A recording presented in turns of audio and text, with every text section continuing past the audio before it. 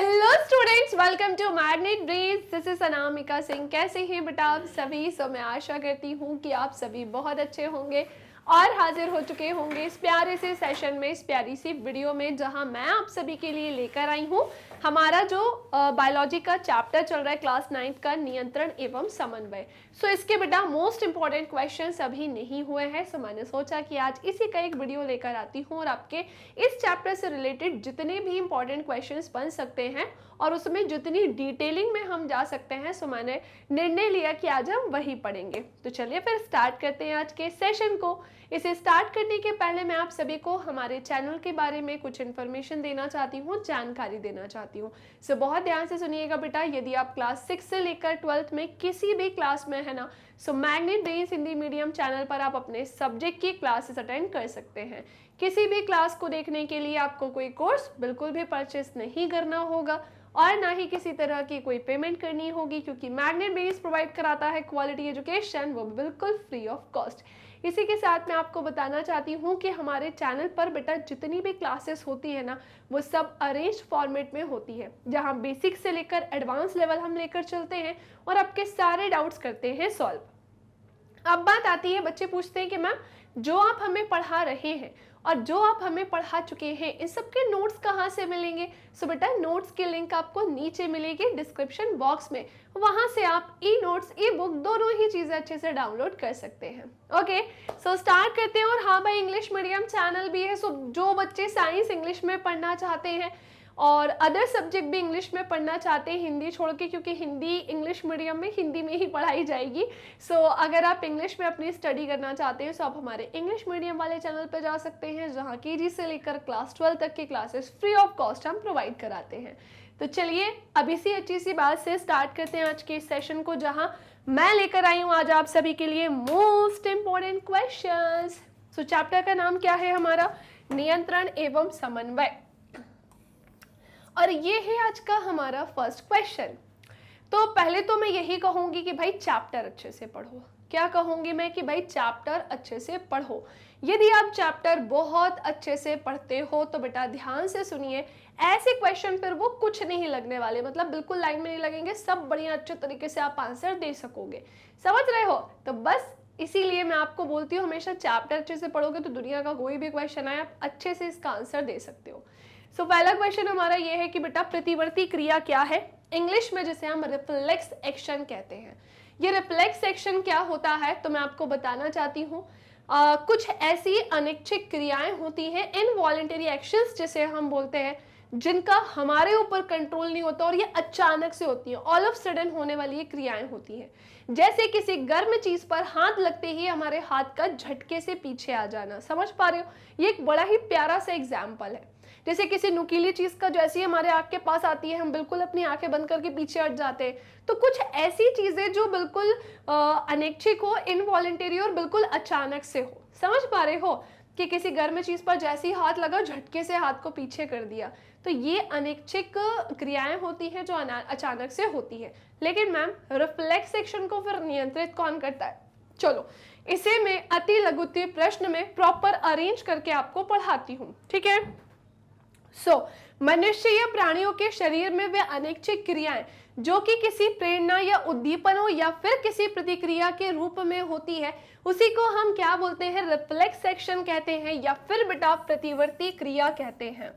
इसी को हम क्या बोलते हैं बेटा? रिफ्लेक्स एक्शन कहते हैं, या फिर बेटा ये क्या कहलाती है?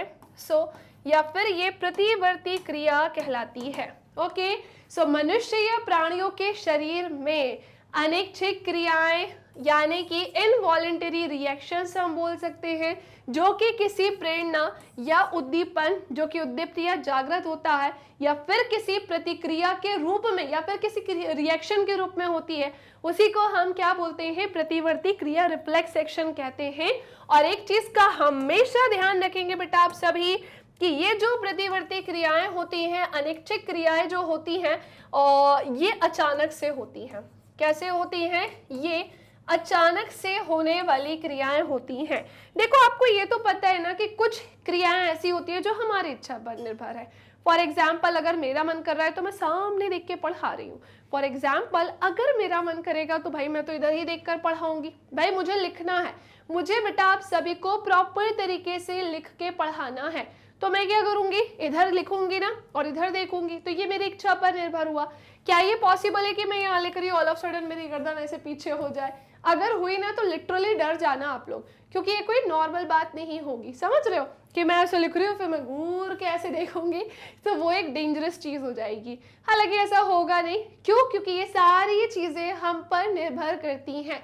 हमारे हाथों का चलाना, पैरों को चलाना, गर्दन की मूवमेंट, ये सब इसमें क्या होता है, इंक्लूड होता है। ओके, सो मनुष्य प्राणियों के शरीर में वे अनैच्छिक क्रियाएं जो कि किसी प्रेरणा या फिर उद्दीपनों या फिर किसी प्रतिक्रिया के रूप में, प्रतिक्रिया बोले तो भैया रिएक्शन के रूप में होती है, उसी को हम प्रतिवर्ती क्रिया रिफ्लेक्स एक्शन कहते हैं। और yes, very very very important कि मैम इसे कंट्रोल कौन करता है?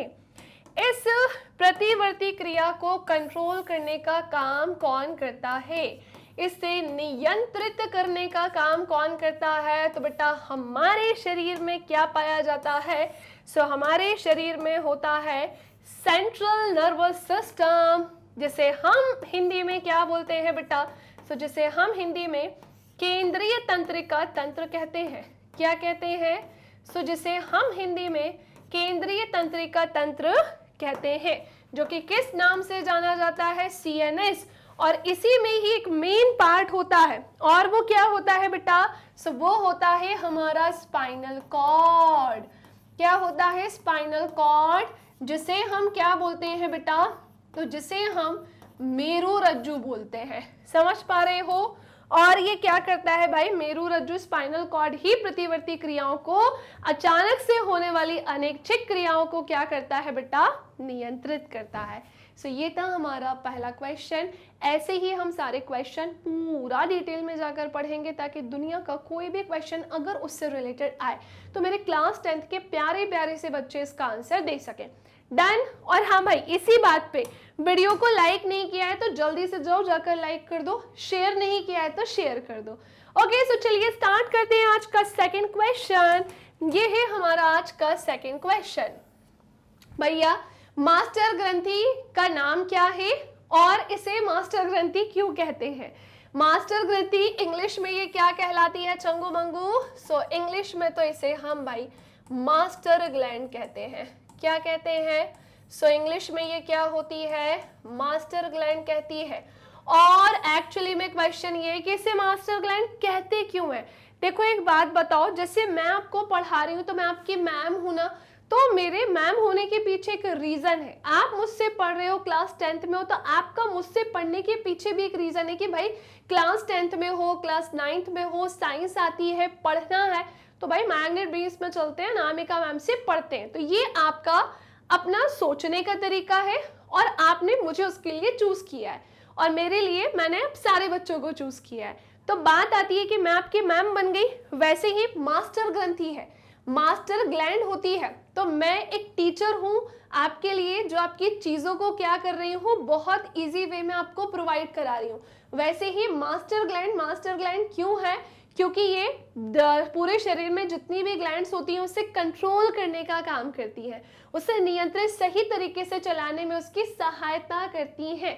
दैट्स वाई इसे हम क्या बोलते हैं बेटा? मास्टर ग्लैंड कहते हैं। कहाँ पाई जाती है? ऑब्वियसली जहां पर हमारा ब्रेन होगा वहीं पर ही क्या होती है? मास्टर ग्लैंड होती है। और इसे हम क्या बोलते हैं? सबसे पहली कहानी ही यही है कि इसे किस नाम से जाना जाता है? सो इसे पीयूष ग्रंथि के नाम से बेटा जाना जाता है। समझे कि नहीं समझे? देखो बेटा होता क्या है, तो इसका आंसर देखते हैं हम। भैया जो पीयूष ग्रंथि होती है इसे मास्टर ग्रंथि कहते हैं। अगर ग्रंथि का नाम पूछेंगे सो ऑब्वियसली हम किसका नाम बताएंगे? सो हम बताएंगे पिट्यूटरी ग्लैंड का, यानी कि पीयूष ग्रंथि का, जिसे हम मास्टर ग्लैंड के नाम से जानते हैं। इसमें बहुत से हार्मोन्स, जैसे वृद्धि हार्मोन होता है, थायराइड उत्प्रेरक हार्मोन, जिसे हम किस नाम से जानते हैं? थायराइड स्टिमुलेटिंग हार्मोन के नाम से जानते हैं, TSH हार्मोन के नाम से ये जाना जाता है। है ना, ये सब रिलीज होते हैं, निकलते हैं, जो अन्य ग्रंथियों को क्या करने का काम करते हैं, कंट्रोल यानी कि नियंत्रित। दैट्स वाई, यही एक रीजन है कि हम पीयूष ग्रंथि को मास्टर ग्रंथि के नाम से या मास्टर ग्लैंड के नाम से जानते हैं, क्योंकि पीयूष ग्रंथि से काफी सारे हार्मोन्स स्रावित होते हैं, और पीयूष ग्रंथि एकमात्र ऐसी ग्रंथि है जो पूरे हार्मोन्स को नियंत्रित या कंट्रोल करने का काम करती है। सो आई होप कि आपको ये अच्छे से क्लियर हो गया होगा, अच्छे से समझ में आ गया होगा। नाउ अब आते हैं हमारे क्वेश्चन नंबर 3 की तरफ कि निम्नलिखित कार्यों से संलग्न मस्तिष्क के हिस्सों का उल्लेख कीजिए। सो आप याद कीजिए, जब मैंने आपको ह्यूमन ब्रेन वाला सेंट्रल नर्वस सिस्टम या केंद्रीय तंत्रिका तंत्र वाला सेक्शन या उसका पार्ट पढ़ाया था, तो मैंने वहां पर हमारे ब्रेन के हर एक सेक्शन के बारे में बताया था कि भाई हमारे ब्रेन या मस्तिष्क का कोई भी पार्ट काम कैसे करता है, वर्क कैसे करता है, तो हमने वहां पे सबकी वर्किंग जानी थी। उसी से रिलेटेड क्वेश्चन बेटा यहाँ पर पूछा गया है। सो मुझे एक बात बताइए, एक सीधी रेखा में टहलना, मैं यहाँ पर हूँ और अगर मेरा मन है तो मैं टहल रही हूँ, तो मेरे द्वारा बेटा एक सीधी रेखा में टहलना, ये किसका एग्जाम्पल हो सकता है? तो ये एक ऐच्छिक क्रिया के अंतर्गत आएगा, जो कि हमारी इच्छा पर निर्भर करती है ना। तो सोचो कि कौन सा पार्ट हो सकता है। सेकंड आते हैं, पेंसिल को उठाना, मेरा मन है यहाँ स्टाइलस रखा है, ये पेंसिल मैंने इसे उठा लिया, तो ये भी सोच के देखो किसके अंतर्गत आएगा, मस्तिष्क का कौन सा भाग इसे नियंत्रित करेगा या कंट्रोल, या किस पार्ट में ये आता है। रुधिर चाप या ब्लड प्रेशर की बात करें, या लास्ट में शिक्षक द्वारा कक्षा में एक प्रश्न पूछा जाना। अब मेरी बात ध्यान से सुनेंगे, अगर हम इन सब के आंसर की बात करें तो भाई ये दोनों तो अनुमस्तिष्क का पार्ट होंगे बेटा। किसका पार्ट होंगे? सो एब्सोल्युटली ये दोनों अनुमस्तिष्क का ही क्या होंगे बेटा, पार्ट होंगे। अनुमस्तिष्क जिसे हम सेरिबेलम के नाम से भी जानते हैं, किससे? सेरिबेलम के नाम से भी जानते हैं बेटा। सेरिब्रम एक अलग पार्ट होता है और सेरिबेलम एक अलग पार्ट होता है। रुधिर चाप की बात करते हैं, ब्लड प्रेशर की अगर हम बात करते हैं, सो इसे नियंत्रित या कंट्रोल करने का काम कौन करता है? तो हमारे ब्रेन मस्तिष्क का एक पार्ट होता है जिसे हम क्या बोलते हैं बेटा, मेडुला बोलते हैं। मेडुला ऑब्लोंगेटा जो कि होता है, इसका मेन काम कंट्रोल करना, नियंत्रित, या ये सीधा इससे रिलेटेड है। शिक्षक द्वारा कक्षा में एक प्रश्न पूछा जाना, मेरे द्वारा पढ़ाना, आप सभी से क्वेश्चन आंसर करना, ये सब किसका एक पार्ट हो जाएगा बेटा? सो ये हमारे सेरिब्रम का पार्ट हो जाएगा, जिसे हम क्या बोलते हैं बेटा? सो जिसे हम प्रमस्तिष्क बोलते हैं। और ये प्रमस्तिष्क किसका एक पार्ट होता है, किसका एक भाग होता है? सो ये होता है सेरिब्रम का। ओके, किसका होता है? सो वो होता है सेरिब्रम का। सो आंसर क्या होगा? पहले वाले का पश्च मस्तिष्क, और ये किसका अंतर्गत, इसके अंतर्गत भी क्या आ जाएगा? अनुमस्तिष्क। किस में आता है ये? पश्च मस्तिष्क में ऑब्वियसली। देन पेंसिल को उठाना बेटा, ये भी किसका पार्ट होगा? अनुमस्तिष्क का, जो कि किसके अंतर्गत आता है? सेरिबेलम के। नाउ नेक्स्ट आते हैं रुधिर चाप, फिर इसका आंसर क्या होगा? मेडुला ऑब्लोंगेटा, जैसा कि मैंने आपको बताया, और ये किसके अंतर्गत आता है? पश्च मस्तिष्क। एंड लास्ट आते हैं 4th नंबर पर, जो कि हमारा क्या हो जाएगा? अग्र मस्तिष्क का एक भाग, जिसे हम प्रमस्तिष्क या सेरिब्रम के नाम से भी जानते हैं। तो इस क्वेश्चन में हमसे क्या बोला था कि निम्नलिखित बेटा कार्यों से संलग्न मस्तिष्क के हिस्सों का उल्लेख कीजिए। तो हमने कर दिया, सीधी रेखा में टहलना, पेंसिल को उठाना, रुधिर चाप, शिक्षक द्वारा कक्षा में एक प्रश्न पूछा जाना, सभी का हमने यहाँ पर आंसर जो है बेटा वो देख लिया है। नाउ नेक्स्ट आते हैं हम क्वेश्चन नंबर 4 की तरफ कि भाई निम्नलिखित के लिए उत्तरदायी प्लांट हार्मोन के नाम लिखिए। सो जो पादप हार्मोन या प्लांट हार्मोन होता है, इसकी नेमिंग हमें यहाँ पर बतानी है। सो पहला होगा तने की वृद्धि, दूसरा है कोशिका विभाजन को बढ़ावा देना, और वृद्धि का अवरोधक, और कोशिकाओं की लंबाई में वृद्धि में सहायक। सो बेटा आप सबको मैंने पढ़ाया है कि हमारी बॉडी के हार्मोन्स कैसे होते हैं बेटा, अलग होते हैं, एंड प्लांट्स के हार्मोन्स कैसे होते हैं तो ये भी कैसे होते हैं, अलग होते हैं। क्या आपने कभी सोचा है कि इन हार्मोन्स का क्या काम होता है? प्लांट्स के हार्मोन कैसे काम कर रहे होते हैं और हमारे बॉडी के हार्मोन कैसे काम कर रहे होते हैं? तो सुनो, निम्नलिखित में से उत्तरदायी प्लांट हार्मोन का नाम क्या होगा? तने की वृद्धि की बात आएगी, सो जिब्रेलिन हार्मोन हो जाएगा। वहीं अगर कोशिका विभाजन को बढ़ावा देने की बात आएगी तो वो साइटोकाइनिन हो जाएगा। वृद्धि का अवरोध बोलेंगे तो एब्सिसिक एसिड हो जाएगा। एंड लास्ट है कोशिकाओं की लंबाई में वृद्धि में सहायक कौन होगा? Auxin hormone. ओके, कौन हो जाएगा बेटा ये? सो वो ऑक्सिन हार्मोन होगा। क्या होगा यदि पश्च मस्तिष्क किसी दुर्घटना में क्षतिग्रस्त ही हो जाए? क्या होगा कि जब हमारा पीछे का ये मस्तिष्क जो है, अगर XYZ किसी व्यक्ति का एक्सीडेंट होता है, कोई दुर्घटना घटित होती है ना, तो उस कंडीशन में हमारे पश्च मस्तिष्क का क्या होगा? सो पश्च मस्तिष्क के बेटा क्षतिग्रस्त होने से व्यक्ति के शरीर का संतुलन नहीं हो पाएगा, वह सीधी रेखा में नहीं चल पाएगा और उसके नाचने, खेलने, कूदने के कार्य भी इससे क्या होंगे बेटा? प्रभावित होंगे। ठीक है ना? क्या होंगे? प्रभावित। चलिए, सो इस क्वेश्चन का स्क्रीनशॉट आप सभी ने ले लिया है। अब हम फटाफट से आगे बढ़ते हैं अपने क्वेश्चन नंबर 6 के पास। सो 5 नंबर के क्वेश्चन में हमने बहुत अच्छे से जान लिया। अब 6 नंबर का क्वेश्चन क्या बोल रहा है हमसे, चलो हम जानते हैं। सो क्वेश्चन को पहले तो कभी भी किसी क्वेश्चन का आंसर देना होता है तो पहले उसे हम अच्छे से पढ़ते हैं, ठीक है ना। एक ही क्वेश्चन में 4 चीजें पूछी है बेटा, बहुत बड़ी नहीं है, तो अति लघुत्तरी में ये डायरेक्टली आपसे आंसर पूछा जा सकता है। सो क्वेश्चन हमसे कह रहा है कि भाई निम्न के उत्तर दीजिए। अब वो क्या है? सो पहला है मस्तिष्क से संबंधित अंतःस्रावी ग्रंथि का नाम बताइए। दूसरा है कौन सी ग्रंथि पाचक एंजाइमों के साथ हार्मोन भी स्रावित कर रही है। थर्ड है वृक्क से संबंधित अंतःस्रावी ग्रंथि का नाम बताइए। एंड फोर्थ है कौन सी अंतःस्रावी ग्रंथि बेटा नर में उपस्थित होती है किंतु मादा में नहीं। अब मेरी बात ध्यान से सुनो कि मस्तिष्क से संबंधित एंडोक्राइन ग्लैंड हमसे पूछा गया है। कौन सी ग्लैंड? एंडोक्राइन ग्लैंड, जिससे क्या स्रावित होते हैं बेटा? हार्मोन स्रावित होते हैं। सो मस्तिष्क से संबंधित एंडोक्राइन ग्लैंड कौन सी होगी? तो हम यहाँ पर बता सकते हैं पीयूष ग्रंथि, है ना। कौन सी ग्रंथि बता सकते हैं? पीयूष ग्रंथि बता सकते हैं। हाइपोथैलेमस भी आप बोल सकते थे, बट मैंने पीयूष लिख दिया। कौन सी ग्रंथि पाचक एंजाइमों के साथ हार्मोन भी स्रावित करती है, मतलब उससे डाइजेस्टिव एंजाइम्स तो निकल ही रहे हैं, इसी के साथ साथ हार्मोन्स भी निकलते हैं। दैट मीन्स वो एक मिक्स्ड ग्लैंड होगी, मिश्रित ग्रंथि होगी, यानी उसका नाम क्या होगा बेटा? अग्नाशय ग्रंथि होगा, है ना। अग्नाशय ग्रंथि, पैनक्रिएटिक ग्लैंड जिसे हम बोलते हैं। अब हमारी वृक्क, वृक्क बोले तो बेटा किसकी बात चल रही है? किडनी। किडनी से संबंधित एंडोक्राइन ग्लैंड का नाम बता दो, तो आप क्या बोलोगे? एड्रीनल ग्लैंड, जिसे हम क्या बोलते हैं? चंगुमंगु अधिवृक्क ग्रंथि बोलते हैं। एंड सबसे लास्ट में आइएगा कि भैया कौन सी एंडोक्राइन ग्लैंड जो है वो केवल पुरुषों में होती है, नर में उपस्थित होती है, मादा में नहीं। सो यहाँ पर बेटा आप आंसर क्या दे सकते हैं? सो यहाँ पर आप आंसर देंगे वृषण, यानी कि जो टेस्टिस होते हैं वो केवल पुरुषों में होते हैं, महिलाओं में नहीं होते हैं। सो इस क्वेश्चन का करेक्ट आंसर ये होगा। वैसे तो सामने लिखा है, फर्स्ट का आंसर पीयूष ग्रंथि है, सेकंड का आंसर अग्नाशय ग्रंथि है, थर्ड हमारी अधिवृक्क ग्रंथि, इंग्लिश में जिसे हम एड्रीनल ग्लैंड कहते हैं, लास्ट में क्या है बेटा? वृषण, यानी कि टेस्टिस। ओके, सो ये था हमारा क्वेश्चन नंबर 6। नाउ अब हम मूव करते हैं हमारे क्वेश्चन नंबर 7 की तरफ।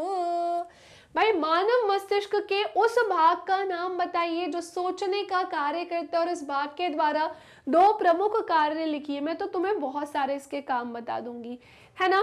तो सबसे पहले क्वेश्चन में क्या बोल रहे हैं कि हमारे मानव मस्तिष्क, यानी कि बेटा हमारा जो ह्यूमन ब्रेन है ना, मानव मस्तिष्क बोले तो ह्यूमन ब्रेन के उस भाग या पार्ट का नाम बताइए जो सोचने का काम करता है। सोचना मतलब समझ रहे हो, जो एक्चुअली में थिंकिंग का काम कर रहा है। जैसे एक बात बताओ, मैं आपको अभी पढ़ा रही हूँ, मेरे माइंड में जो चीजें हैं मैं भी तो कहीं ना कहीं सोच रही हूँ ना। ऐसा तो नहीं कि बिना सोचे समझे कुछ भी बोल रही हूँ, नहीं। मुझे पता है मुझे इस क्वेश्चन का आंसर आप सभी को एक्सप्लेन करना है, तो मैं सोचूंगी, विचारूंगी, और चीजें पहले से ही प्रिपेयर्ड भी हैं। सो अब आप पढ़ रहे हो तो आप भी किसी भी चीज को लेकर, जैसे मान लो मैंने कोई टॉपिक आपको पढ़ाया, कोई क्वेश्चन समझाया, आपको कोई डाउट निकला, तो आपने भी उसके बारे में क्या किया? सोचा। तो आपने कभी ये सोचा कि आपने सोचा कैसे, यानी कि आपके ब्रेन का कौन सा ऐसा पार्ट था जिसने आपकी थिंकिंग यानी सोचने में आपकी हेल्प करी? इसी भाग के, और अब वो जो भी भाग होगा उसके 2 काम और बताओ। मैं तो तुम्हें बहुत सारे बता दूंगी, और सुनो वो भाग कौन सा होगा? सो भैया वो है हमारा सेरिब्रम।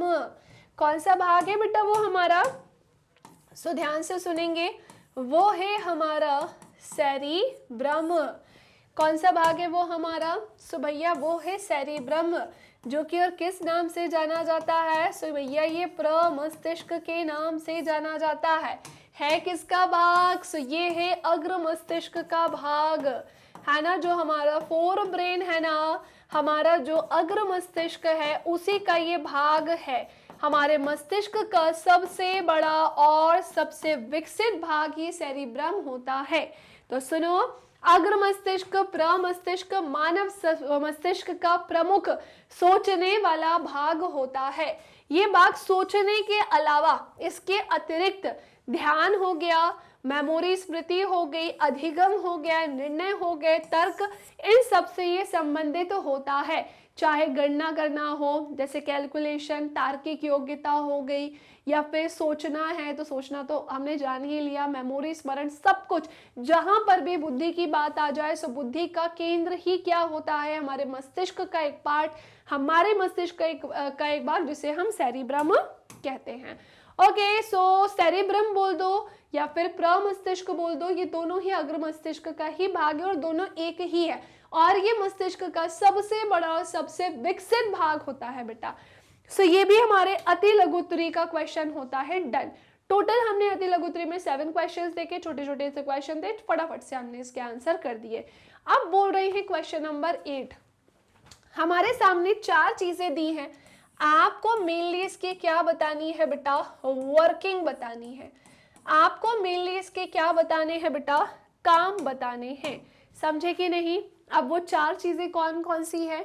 एक तो है संवेदी तंत्रिका कोशिका, एक क्या है बेटा, कपाल है, एक है कशेरुक दंड, और एक क्या हो जाएगा, सो वो होगी प्रेरक तंत्रिका कोशिका।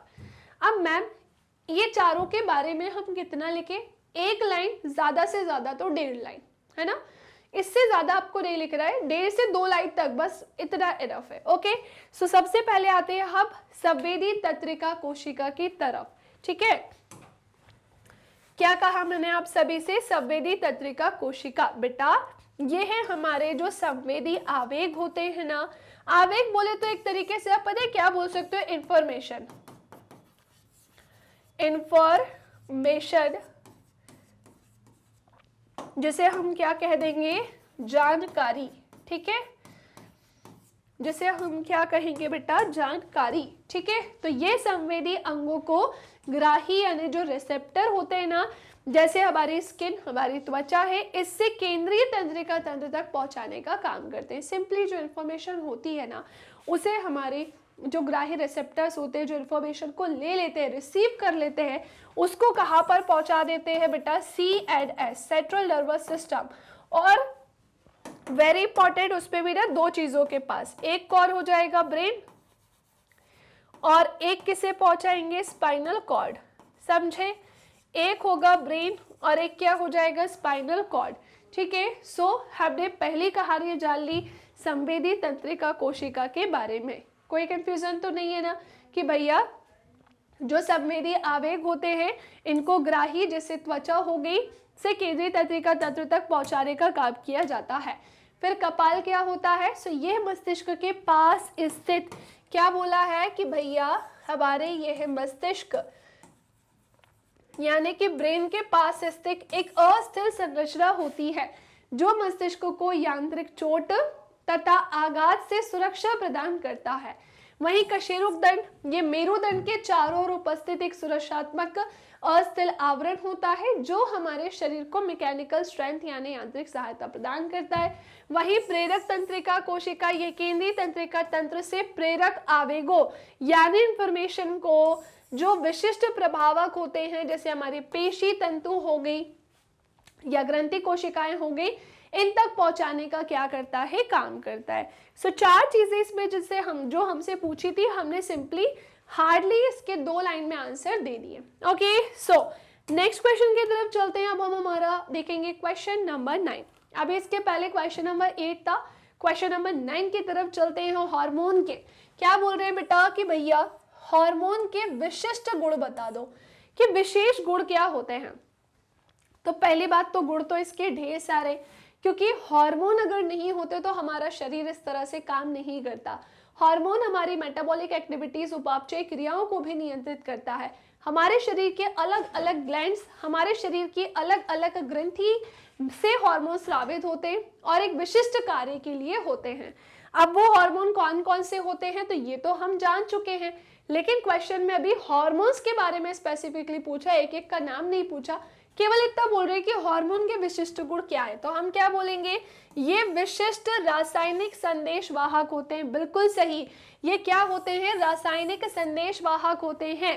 केमिकल इंफॉर्मेशन को क्या करते हैं, पूरे बॉडी में फैलाने का काम करते हैं, और ये अंतःस्रावी ग्रंथियों द्वारा क्या होते हैं बेटा, स्रावित होते हैं। वेरी इंपॉर्टेंट लाइन कि हमारे बॉडी में जो एंडोक्राइन ग्लैंड होती है, अंतःस्रावी ग्रंथि होती है, उसी के द्वारा ये स्रावित होते हैं। ठीक है ना। देखो हमारे शरीर में बहिर्स्रावी ग्रंथि भी है, बट उससे क्या निकलते हैं, एंजाइम्स। और वही हार्मोन्स की बात करेंगे सो वो हमारी अंतःस्रावी ग्रंथि से निकलते हैं। ठीक है, और ये सीधे जाकर कहाँ मिल जाते हैं, हमारे रुधिर यानी कि ब्लड में, और ये केवल लक्ष्य अंग कोशिकाओं की कार्यकी को ही प्रभावित करते हैं, यानी कि इनका एक लक्ष्य अंग होता है, उसकी ही कार्यकी को ये क्या करते हैं, सीधा अफेक्ट करते हैं। तो ये हमने क्या देखे हैं, हमारे हार्मोन के विशिष्ट कार्य यानी कि विशेष काम। कोई कंफ्यूजन, जल्दी से इसका क्या ले लेंगे बेटा आप सभी, स्क्रीनशॉट। स्क्रीनशॉट डन हो चुका है, तो चलिए नेक्स्ट क्वेश्चन की तरफ चलते हैं। अब हम क्वेश्चन नंबर 9 हो चुका है डन। हार्मोन के विशिष्ट गुण क्या है ये हमने जान लिए। नाउ अब आते हैं हम क्वेश्चन नंबर 10 की तरफ कि निम्न पादप हार्मोनों के काम बताइए। सो कुछ यहाँ पर क्या दिए हैं बेटा, प्लांट हार्मोन देकर रखे हैं जिसके हमें विशिष्ट रूप से क्या बताने हैं काम। एक एब्सिसिक एसिड है और एक साइटोकाइनिन है, दोनों के बारे में ही अगर मैं बात करूं, एक प्लांट हार्मोन है, अलग अलग प्लांट हार्मोन है जिनका काम तो है पादपों में, लेकिन क्या काम है, तो सबसे पहले हम एब्सिसिक एसिड के बारे में बात करें। इसके कार्य, बीजों और कलियों में प्रसुप्ति को बढ़ाने का ये काम करता है, और पत्तियों और फलों के विलगन को भी ये क्या करता है, बढ़ाता है। ये दो काम विशिष्ट रूप से किसके होते हैं, वो एब्सिसिक एसिड के होते हैं। फिर मैम साइटोकाइनिन क्या करता है, कोशिका विभाजन और कोशिकाओं की वृद्धि करता है। आप एक बात बताइए, चाहे वो हमारे शरीर की कोशिका हो, यानी कि बेटा अगर मैं बोलूं चाहे वो क्या हो, जंतु कोशिका हो, या फिर वो क्या हो, पादप कोशिका हो, कौन सी कोशिका, पादप कोशिका हो, दोनों में ही क्या होता है, कोशिकाओं का विभाजन होता है। समझ पा रहे हो, दोनों ही जगह क्या होती हैं, सेल डिवाइड होती हैं, कोशिकाओं का विभाजन होता है। तो कोशिका विभाजन और कोशिका की वृद्धि में सहायक कौन होता है, वो साइटोकाइनिन हार्मोन होता है, जिससे प्लांट्स क्या करते हैं, ग्रो करते हैं। पादपों की जड़ों की अगर मैं बात करूं, और तनों का प्रवर्धन करता है। बिल्कुल सही, पादपों के जड़ों और तनों का प्रवर्धन करने का ये काम करता है, ताकि वो अच्छे से सही तरीके से ग्रो कर सके। चाहे वो तने का भाग हो, जड़ों का शीर्ष हो, कोई भी पार्ट क्यों ना हो, सभी के बारे में ये उनकी वृद्धि में सहायक होता है। हमारे शरीर में भी कोशिका का विभाजन होगा तभी ये शरीर इस तरीके से ग्रो कर पाएगी। क्यों, तो एक बात बताओ, अगर हमारे शरीर की कोशिकाएं लगातार विभाजित नहीं हो पाएंगी तो हमारे शरीर का विकास इस तरीके से नहीं हो पाएगा। तो सही तरीके से विकसित होने के लिए लगातार कोशिकाओं का विभाजित होना आवश्यक है, जो हमारे बॉडी की ग्रोथ के लिए क्या होती है बेटा, इंपॉर्टेंट होती है। ये था हमारा ये क्वेश्चन। लघुत्री में चल रहे हैं अभी, और लघुत्री का एक और क्वेश्चन ये रहा आप सभी के सामने, जो कि है बेटा क्वेश्चन नंबर 11। जैसा कि आप सभी देख पा रहे हैं कि हम हमारे ही दिमाग के बारे में पढ़ रहे हैं, और हमारे ही दिमाग से रिलेटेड एक क्वेश्चन है। यहाँ पर हमारा ब्रेन का एक इमेज लगी हुई है ना, हमारे ब्रेन की एक यहाँ पर क्या है, इमेज है। तो हमने क्या देखा भाई, ब्रेन में यहाँ पर नेमिंग किसी की नहीं की गई है, बल्कि यहाँ पर बोला है कि ये वाला सेक्शन ए है, बाहर ये बी है, अंदर साइड ये सी है, यहाँ पर एफ है, ये ई है और ये डी है। आपको A B C D E F, F तक की जितनी भी चीजें हैं सबकी स्पेसिफिकली विशिष्ट रूप से नेमिंग करनी है। तो सिंपल है ना, मैंने आपको ब्रेन बनाना सिखाया है। चलो मैं इसको और अच्छे से एक्सप्लेन करती हूँ कि भाई सबसे पहली चीज हमें बताना होगा, ये वाला पूरा सेक्शन, ये ए वाला भाग क्या है, बाहर ये वाला सेक्शन क्या है, बी। फिर मैं थोड़ा सा अंदर इस वाले सेक्शन में बताऊंगी कि ये क्या है, फिर ये डी वाला पार्ट क्या है, ई वाला पार्ट क्या है, एफ वाला पार्ट क्या है। समझ पा रहे हो कि नहीं? तो एक बात बताओ, मस्तिष्क का सबसे बड़ा और सबसे विकसित भाग, इसी को हम क्या बोलते हैं, सेरिब्रम बोलते हैं भाई। क्या बोलते हैं, सेरिब्रम बोलते हैं, प्रमस्तिष्क के नाम से भी ये जाना जाता है। ठीक है। अब मस्तिष्क हमारा कपाल से ढका हुआ होता है, तो इनमें क्या पाया जाता है, कपाल। सो बी वाला जो है वो हमारा क्या हो जाएगा, ऑब्वियसली कपाल हो जाएगा। हमने क्या देखा भैया, ये हमारा क्या है, सो ये हमारा है बेटा सेरिब्रम। ओके, इसे मैं क्या नाम दे सकती हूँ, सो यस ये है हमारा सेरिब्रम। और मैं इसे क्या नाम दे सकती हूँ, सो भैया ये है हमारा कपाल। फिर मैम ये वाला सेक्शन क्या होगा, अरे इसे मिड ब्रेन बोलो ना बेटा, आप इसे क्या बोलेंगे बेटा, सो ये है आपका मध्य मस्तिष्क, जिसे हम मिड ब्रेन बोलते हैं। ठीक है, अब ए बी सी, फिर सबसे लास्ट में क्या आता है, डी। भैया इसको लिख दो स्पाइनल कॉर्ड, मेरू रज्जु। क्या कहा है बेटा मैंने इसे, स्पाइनल कॉर्ड यानी कि मेरू रज्जु। अब ई, डी के बाद क्या आता है, ई। इसे मैं क्या नाम दे सकती हूँ भैया, ये है अनुमस्तिष्क, सेरिबेलम होता है ये, तो इसे मैं नाम दे देती हूँ बेटा क्या, सो ये हमारा हो जाएगा अनुमस्तिष्क, जो कि इंग्लिश में क्या होगा, सेरिबेलम। एंड सबसे लास्ट में क्या आ जाते हैं हम, ऑब्वियसली ये मेडुला ओब्लोंगेटा है। सो ये भी हमारे मस्तिष्क का ही एक भाग होता है। सबकी नेमिंग जान ली आपने, जो जो एग्जाम में जो क्वेश्चन में पूछा था। ए हमारा प्रमस्तिष्क है, प्रमस्तिष्क जिसे हम किस नाम से जानते हैं, सो जिसे हम सेरिब्रम के नाम से जानते हैं। सेकंड वाला ए के बाद बी क्या था, हमारा कपाल था। मध्य मस्तिष्क मिड ब्रेन है, ये हमारा क्या होता है, डी है हमारा स्पाइनल कॉर्ड, है ना। और अनुमस्तिष्क बोले तो बेटा सेरिबेलम होता है, वो क्या होता है, सेरिबेलम होता है। और लास्ट हमारा क्या हो जाएगा, मेडुला ओब्लोंगेटा होगा। दैट्स इट, ये हमारा क्वेश्चन यहाँ पर होता है फिनिश। कई बार बेटा क्लास 10th में ऐसे क्वेश्चन भी आ जाते हैं, है ना, इसीलिए मैं बार बार पीछे लगती हूँ कि भैया आप लोग डायग्राम अच्छे से पढ़ लो, डायग्राम अच्छे से समझ लो। कभी भी मैं कोई भी डायग्राम बनाना आपको सिखाऊं या डायग्राम की हेल्प से पढ़ाऊं, तो आप पूरी से पूरी कोशिश किया करो कि बहुत अच्छे से आप उसके प्रैक्टिस करो, 2 बार 3 बार 4 बार 10 बार ड्रॉ करके भले, लेकिन किया करो। सो आयोडीन युक्त नमक के अगला क्वेश्चन नंबर 12 है भाई, चलो जाने इसके बारे में भी। तो सुनो, आयोडीन युक्त नमक की सलाह क्यों दी जाती है, क्या रीजन होता है कि आयोडीन युक्त नमक की ही क्या दी जाती है सलाह, क्योंकि अगर हमारे शरीर में इसकी कमी होगी तो हमें बीमारी हो जाएगी। तो इसलिए बोलते हैं कि भाई आयोडीन युक्त नमक को खाना चाहिए, भर भर के नहीं खाना चाहिए और बिल्कुल भी नहीं छोड़ना चाहिए। मतलब कुछ लोग ऐसे होते हैं बिल्कुल नहीं छूते, तो मैं आपसे कहूँगी चीज़ों को बैलेंस करो भाई अपने लाइफ में। जैसे हमें हमारी लाइफ को बैलेंस करके रखना पड़ता है, वैसे ही खान पान को भी करके रखना पड़ता है। अच्छा एक बात बताओ, कभी आप जैसे मान लीजिए आपका मनपसंद खाना बना, तो आप क्या करते हो, पूरा खा लेते हो क्या, है ना। देखो मन तो बहुत करता है ना, लेकिन ये तो हमारी भाई पेट है भाई, ऐसा तो नहीं कि हम पूरा खा सकते, जितनी क्षमता है उतना खाते हैं। और कभी बहुत हमारा फेवरेट फूड बनता है तो 1-2 रोटियां हम एक्स्ट्रा ले लेते हैं, पर ऐसा थोड़ी ना होता है कि हम डेली भर भर के खाए जा रहे हैं। क्षमता ही नहीं है उतनी हमारी, लूज मोशन हो जाएंगी, वॉमिट हो जाएगी, बीमार हो जाएंगे, समझ रहे हो। सो इसीलिए उसको हमें बैलेंस करके रखना होता है कि हम दाल चावल रोटी सब्जी सब बैलेंस करके खाते हो। जब नहीं करते हैं तो पेट खराब हो जाता है। तो वैसे ही आयोडीन युक्त नमक को संतुलित मात्रा में उसका सेवन करना चाहिए। नहीं करोगे तो एक बड़ा सा यहाँ पे वो ऐसे निकला हुआ सा नहीं देखते हो, गोइटर घेंगा, वो हो जाएगा, समझ रहे हो। सो आयोडीन जो है भैया वो अवटो ग्रंथि के लिए आवश्यक है। मैम अवटो ग्रंथि बोले तो बेटा ये हमारी थायराइड ग्लैंड है।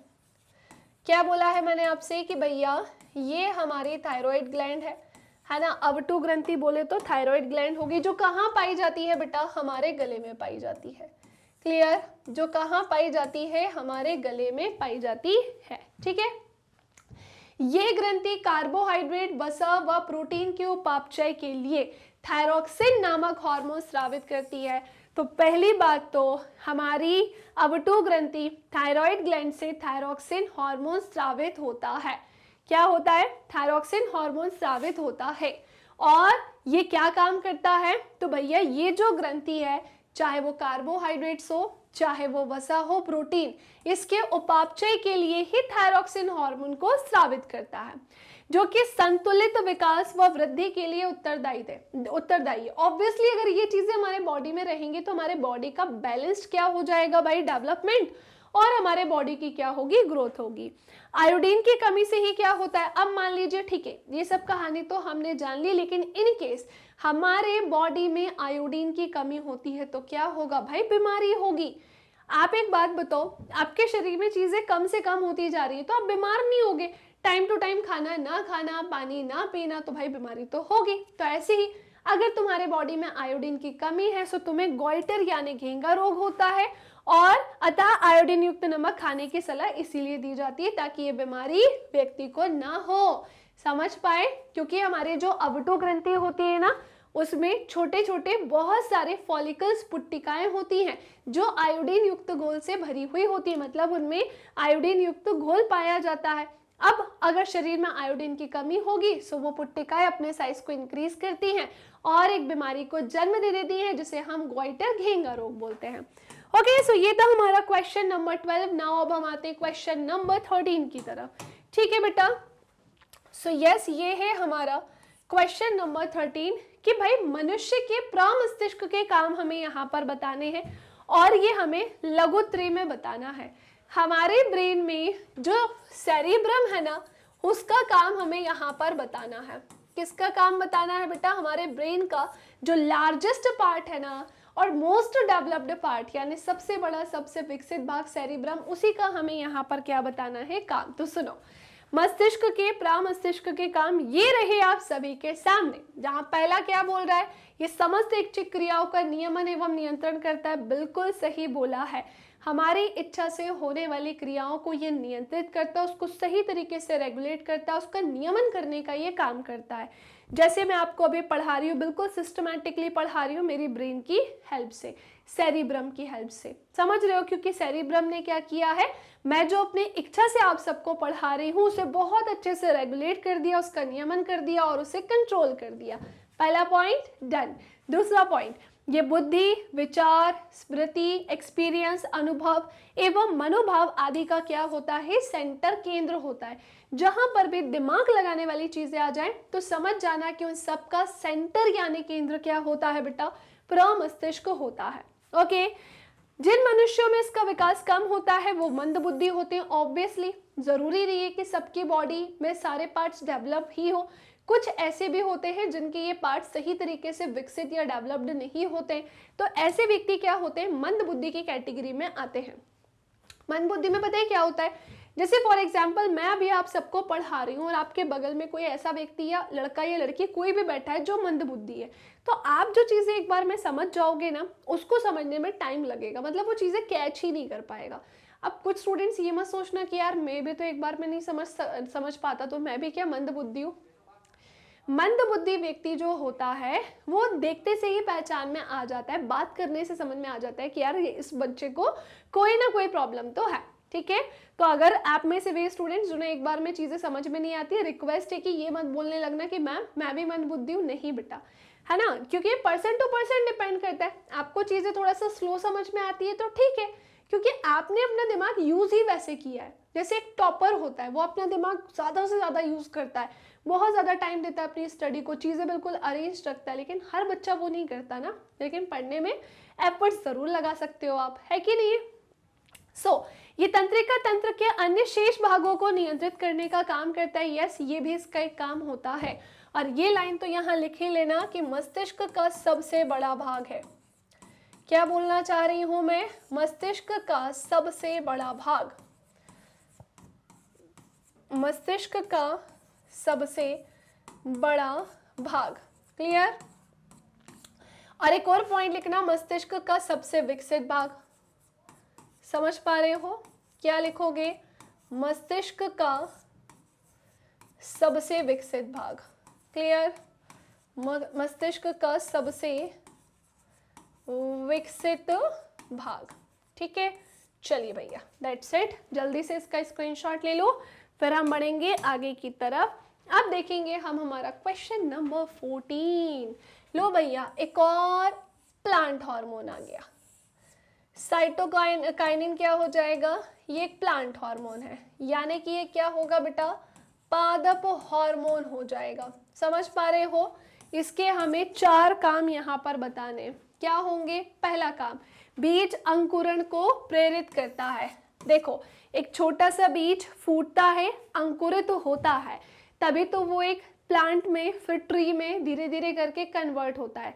सो बीज के अंकुरण की अगर मैं बात करूं तो उसको प्रेरित करने का काम कौन करता है? साइटोकाइनिन हार्मोन प्लांट्स में ये करता है। सेकेंड, इसका मेन काम कोशिका विभाजन को प्रोत्साहित करना होता है, कोशिका विभाजन में हेल्प करना होता है। तो दूसरा काम। थर्ड, ये पत्तियों की वृद्धि को रोकते हैं लेकिन तने की लंबाई की वृद्धि करते हैं।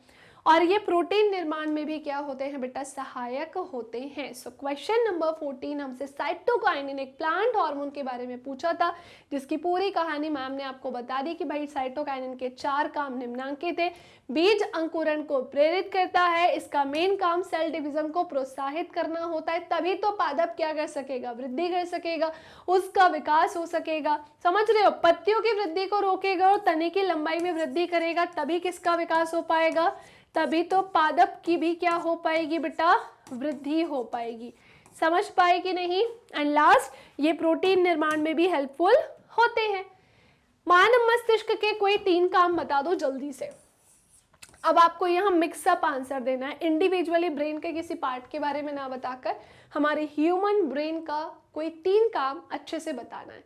आप ऐसा भी बोल सकते हो कि ये हमारे केंद्रीय तंत्रिका तंत्र का एक प्रमुख भाग होता है ना? है कि नहीं है ये? तो सुनो, ये अंग विन्यास एवं शारीरिक संतुलन को बनाए रखता है। बिल्कुल हमारे बॉडी में जो फिजिकल बैलेंस होता है उसको बनाए रखने का काम करता है, और ये अनैच्छिक क्रियाओं पर नियंत्रण करता है, और तंत्रिका तंत्र व अन्य शेष भागों पर नियंत्रण बनाए रखने का काम करता है।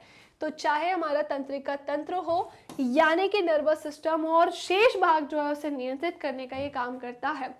मस्तिष्क अगर ना हो तो हमारे शरीर का संचालन ना हो सके। हमारा शरीर सही तरीके से चल ही किसके कारण पाता है? मस्तिष्क।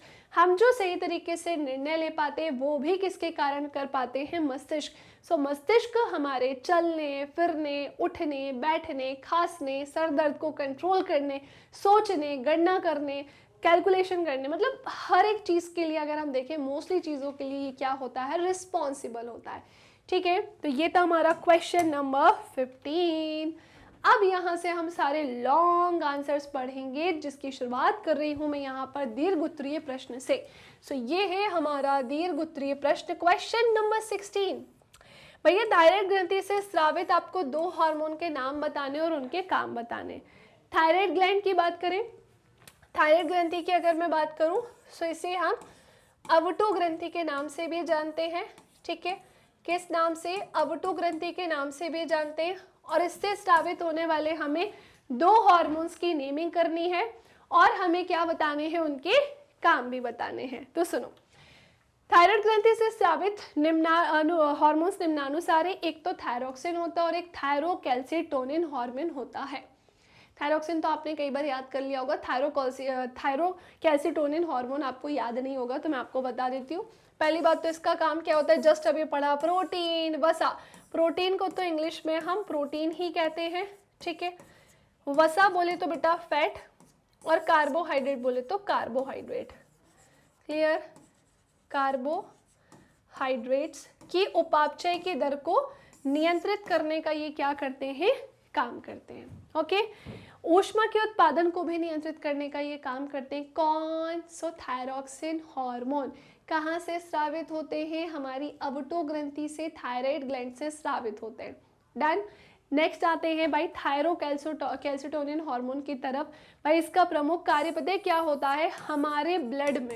हमारे ब्लड में कैल्शियम की मात्रा को बेटा नियंत्रित करना। देखो भाई, कैल्शियम की मात्रा का बहुत ज़्यादा होना, बहुत कम होना, दोनों ही हानिकारक है।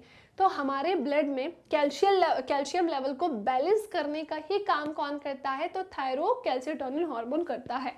ठीक है, तो हमने दोनों के काम जान लिए। थायराइड ग्रंथि से निकलने वाले दोनों हार्मोन डन। कौन कौन से? थायरोक्सिन, दूसरा थायरोकैल्सिटोनिन। बार बार आपको ये रिपीट करना है, थायरोक्सिन, थायरोकैल्सिटोनिन। बार बार रिपीट करोगे तो चीज़ें आपको याद हो जाएंगी। ठीक है, चलिए क्वेश्चन नंबर 17 ये रहा हमारे सामने। भाई इतने सारे क्वेश्चंस हो चुके हैं, अभी तक भी वीडियो को लाइक नहीं किया होगा तो भाई करना है, शेयर करना है, किसी भी क्वेश्चन में आपको लग रहा है कि आपका ये आंसर हो सकता था, तो डेफिनेटली आप मैम से पूछ सकते हो, मैम आपको वो चीज़ें बता देंगे। ओके, सो हमारे शरीर में हार्मोन एक निश्चित मात्रा में आवश्यक है। बिल्कुल, हार्मोन बहुत ज़्यादा भी नहीं चाहिए और कम भी नहीं चाहिए, मतलब ज़्यादा मात्रा में भी स्रावित ना हो, कम भी ना हो। तो हमने क्या देखा, हमारे शरीर में हार्मोन एक निश्चित मात्रा में क्या होता है, आवश्यक होता है। थोड़ा सा कम या ज़्यादा स्रावण हमारे शरीर में विकार, विकार बोले तो भैया बोल सकते हो आप बीमारी। विकार मतलब वैसे तो होता है परिवर्तन, लेकिन यहाँ पर हम विकार के रूप में क्या देखेंगे, बीमारी। अगर ये परिवर्तन हुआ तो हमें क्या हो सकती है, बीमारी, है ना। तो इसे 3 उदाहरणों की सहायता से हमें समझाना है। मैं आपको 3 एग्जाम्पल्स देती हूँ और उसकी हेल्प से आपको ये चीज़ें समझाती हूँ। तो भाई शुरुआत करते हैं हम। सबसे पहले, शरीर में हार्मोन की एक निश्चित मात्रा का होना बहुत आवश्यक है। इसके कम या अधिक स्रावण से शरीर में विकार या डिसऑर्डर या डिसीज या बीमारी या परिवर्तन उत्पन्न हो सकता है। जैसे एक हमारा सोमेटोट्रोपिक हार्मोन होता है जिसे हम एसटीएच हार्मोन के नाम से भी जानते हैं। और ये जो एसटीएच हार्मोन है, इसका एक और नाम है ग्रोथ हार्मोन, जीएच हार्मोन ये होता है। आपको पता है ये निकलता कहाँ से, हमारे शरीर पे, इस पूरे शरीर में पिट्यूटरी ग्लैंड एक लोकेशन पर है, और वो लोकेशन क्या है, हमारी ब्रेन। हमारे ब्रेन मस्तिष्क में मटर के दाने के आकार की पीयूष ग्रंथि पाई जाती है, और यही पीयूष ग्रंथि क्या करती है बेटा, इसी का काम होता है, यहाँ से ही हमारा एसटीएच हार्मोन, सोमेटोट्रोपिक हार्मोन या जीएच हार्मोन क्या होता है बेटा, स्रावित होता है।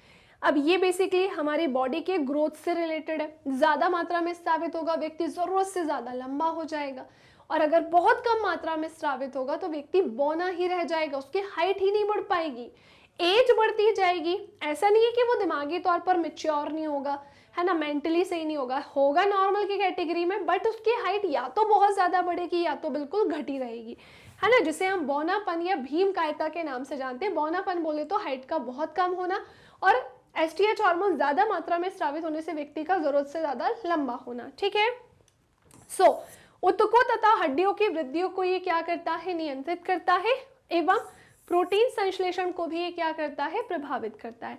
इसके अल्प स्रावण से, यानी कि कम मात्रा में स्रावित होने से व्यक्ति में बौनापन, और अति स्रावण ज्यादा मात्रा से क्या होता है, भीम कायता की समस्या होती है। 3 चीजें पूछी थी, एक मैंने आपको बता दी है, 3 एग्जाम्पल बोले थे, एक आपको दे दिया। हार्मोन कहाँ से निकलता है, तो भैया लिख लेना, हमारी पीयूष ग्रंथि से निकलता है।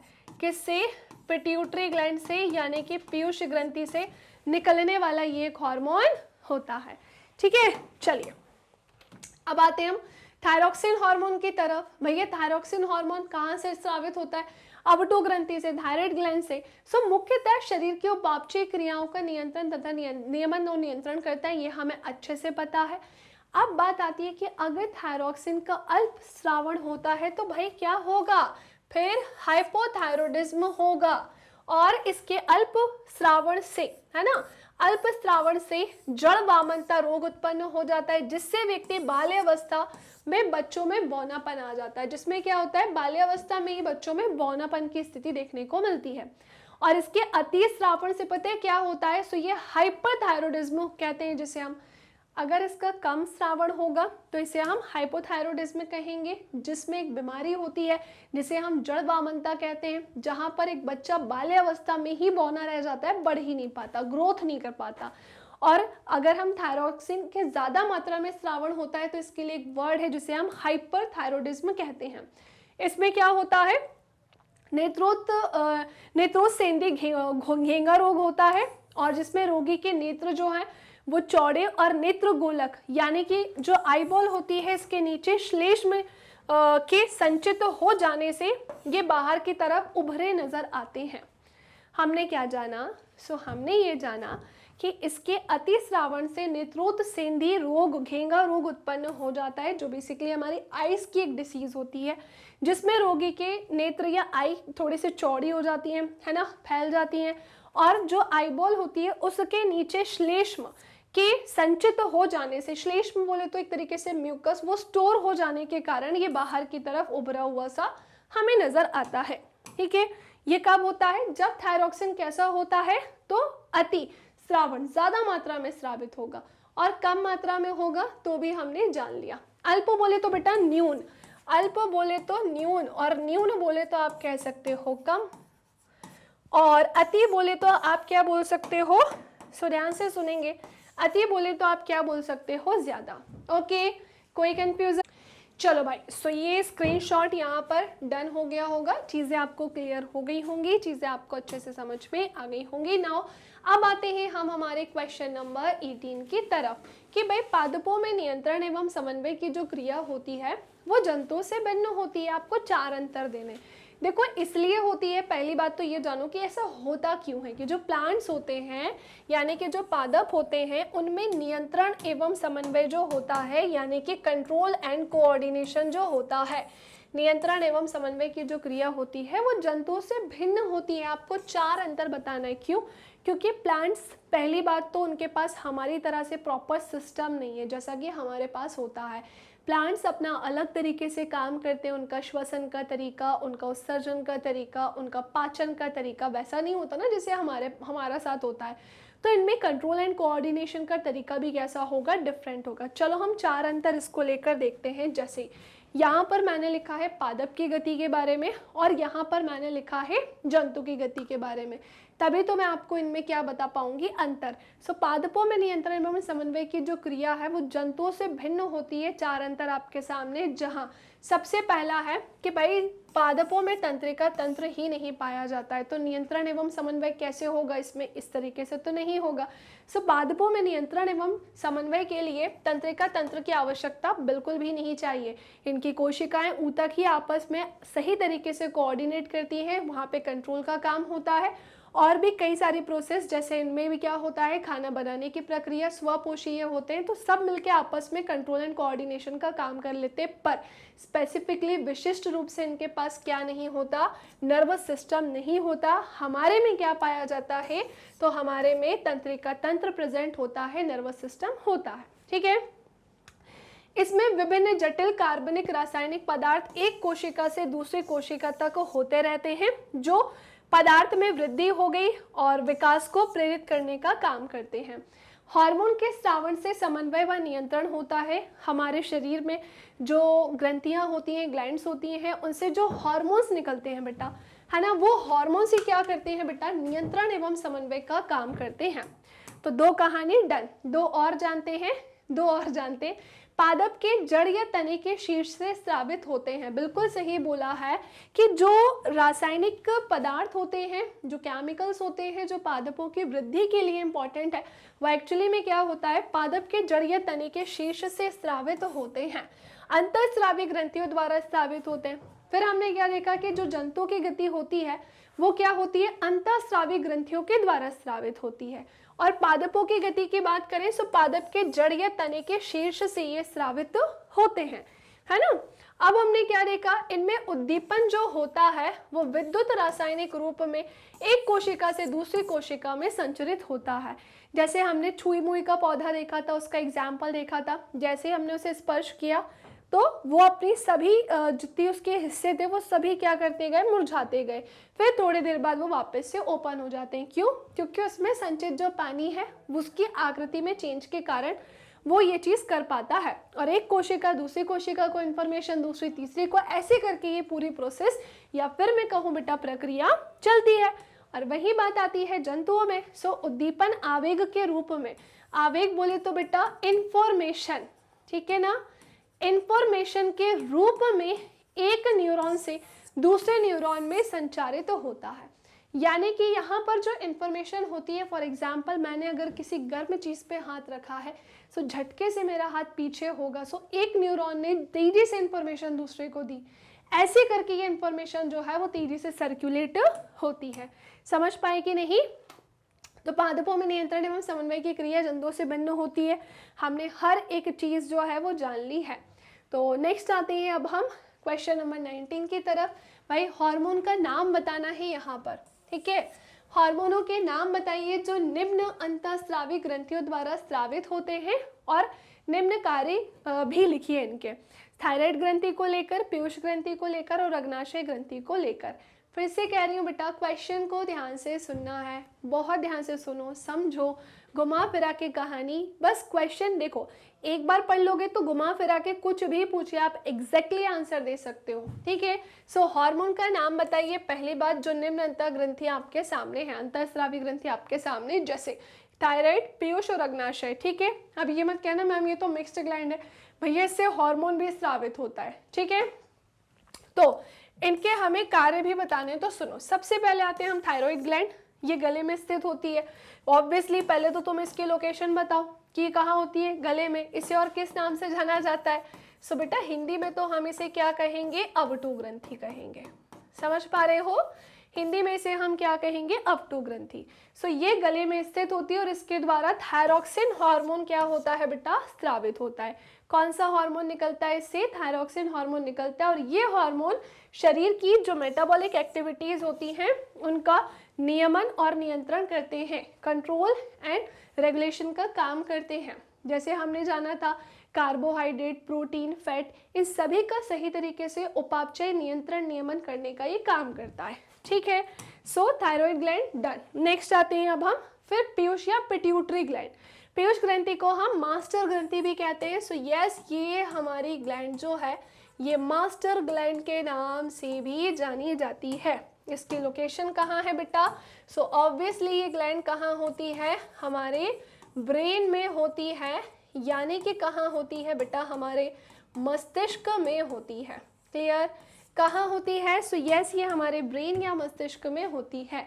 सो पीयूष या पिट्यूटरी ग्रंथि, पीयूष ग्रंथि को हम मास्टर ग्लैंड कहते हैं क्योंकि ये बाकी दूसरी सभी ग्रंथियों को कंट्रोल करने का काम करती है। तो क्योंकि ये ग्रंथि अन्य ग्रंथियों के कार्य की पर कंट्रोल करती है ऑब्वियसली, और इससे स्रावित हार्मोन है जैसे पिट्यूटरिन हो गया, ऑक्सीटोसिन हो गया, वैसोप्रेसिन हो गया, सोमेटोट्रोपिक हो गया, ये सब हार्मोन कहाँ से निकलते हैं? सो ये पीयूष ग्रंथि से निकलते हैं। एंड लास्ट आते हैं अब हम क्या, अग्नाशय ग्रंथि की तरफ। सो ये एक मिश्रित ग्रंथि है ना, और ये एक मिश्रित ग्रंथि है यानी कि मिक्स्ड ग्लैंड होती है, और ये इसका बहिस्रावी भाग अग्नाशय रस को स्रावित करता है जो पाचन में सहायक है। हमारी जो अग्नाशय की बात करते हैं ये अंतःस्रावी ग्रंथि में भी आती है और ये बहिर में भी आती है, दैट्स वाई इसे हम मिक्स्ड ग्लैंड की कैटेगरी में रखते हैं। लेकिन अगर मैं इसे हार्मोन वाले सेक्शन में लेकर जाऊं तो इससे इंसुलिन हार्मोन क्या होता है बेटा, स्रावित होता है।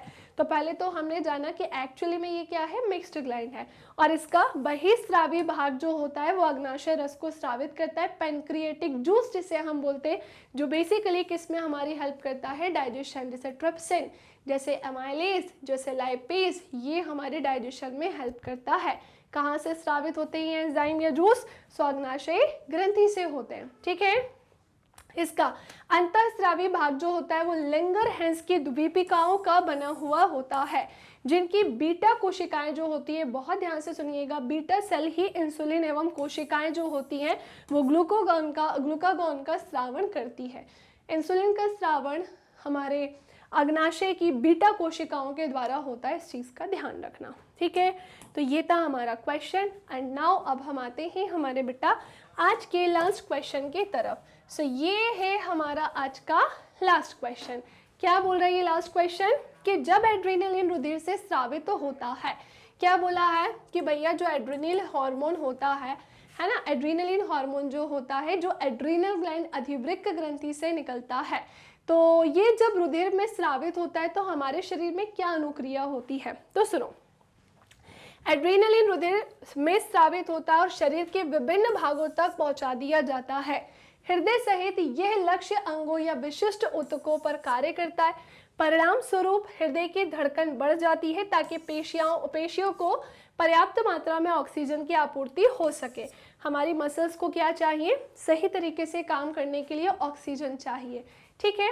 पाचन तंत्र तथा त्वचा में रुधिर की आपूर्ति कम हो जाती है क्योंकि इन अंगों को छोटी धमनियों के आसपास की पेशियां सिकुड़ जाती हैं, ठीक है ना, और ये रुधिर की दिशा हमारे कंकाल पेशियों की ओर कर देता है, और डायफ्राम तथा पसलियों के पेशी के संकुचन से श्वसन दर जो है बढ़ जाती है, सांस लेने की दर बढ़ जाती है, और ये सभी अनुक्रियाएं मिलकर जंतु शरीर को इस स्थिति से निपटने के लिए तैयार करती हैं। सो एड्रेनलिन हार्मोन जो है रुधिर में मिलता है, तो ये सारे काम एक्चुअली में हमारे शरीर में होते हैं, ठीक है। सो दैट्स इट, आज के लिए इतना ही। उम्मीद करती हूँ कि आज का सेशन आपको अच्छा लगा होगा। टोटल 20 क्वेश्चंस मैंने यहाँ पर एक्सप्लेन किए हैं, जिसमें कुछ अति लघु उत्तरीय, कुछ लघु उत्तरीय और दीर्घ उत्तरीय के क्वेश्चंस मैंने लिए थे। तो उम्मीद करती हूँ कि सारे क्वेश्चन आपसे बन गए होंगे। कमेंट सेक्शन में मुझे ज़रूर से ज़रूर बताइएगा। इसी के साथ अगर वीडियो को लाइक नहीं किया है तो भाई कर दीजिएगा, शेयर कर दीजिएगा और चैनल को सब्सक्राइब कर दीजिएगा। साथ ही साथ मैं आपको बताना चाहती हूँ बेटा, मैग्नेट ब्रेन्स के अदर प्लेटफॉर्म्स भी हैं जहाँ आप मैग्नेट ब्रेन से जुड़ सकते हैं। जैसे हमारा फेसबुक है, इंस्टाग्राम है, ट्विटर है, टेलीग्राम है, व्हाट्सएप है। YT पर आप मेरी लाइव क्लासेस भी ले सकते हैं और रिकॉर्डेड क्लासेस भी देख सकते हैं। एप्लीकेशन के थ्रू भी आप मुझसे जुड़ सकते हैं और वेबसाइट के थ्रू जुड़कर भी आप मेरी क्लासेस अटेंड कर सकते हैं। ठीक है, जो मैंने पढ़ाया है उसके नोट्स की लिंक आपको नीचे मिल जाएगी। ई नोट्स, ई बुक सब कुछ मिल जाएगा।